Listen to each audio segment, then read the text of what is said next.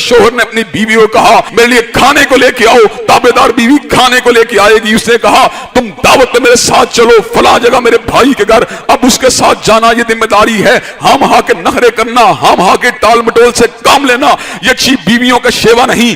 बाज बीवियों ने हकूक इंसानियत की आड़ के अंदर इस हद तक जो है अपने लिए इख्तियारात को तलब किया है कि वो जायज कामों के अंदर भी शोहर की बात को मानने पर तैयार नहीं। शोहर अपनी जबीली तकादों को पूरा करना चाहता है, अपनी बीवी को बुलाता है, बीवी हाँ किसी भी हाल के अंदर मौजूद है। शोहर की पुकार के पर लब्बैक कहना ये बीवी की जिम्मेदारी है। लेकिन अब एक ऐसा मुकाम आता है जहां पर शोहर फितने का शिकार बन के आता है, उसको नमाज पढ़ने से रोकता है। अब बीवी ने शोहर की बात को नहीं मानना, बल्कि बीवी ने बात अगर माननी है अल्लाह की माननी है, हजरत रसूलुल्लाह की माननी है। शोहर बीवी को यह बात कहता है तुमने मेरे भाई के सामने चेहरे से अपने पर्दे को हटाना है। हजरत ग्रामी की तरफ बीवी ने शोहर की बात को नहीं मानना, बल्कि हजरत रसूलुल्लाह की इत्तिबा को करना है।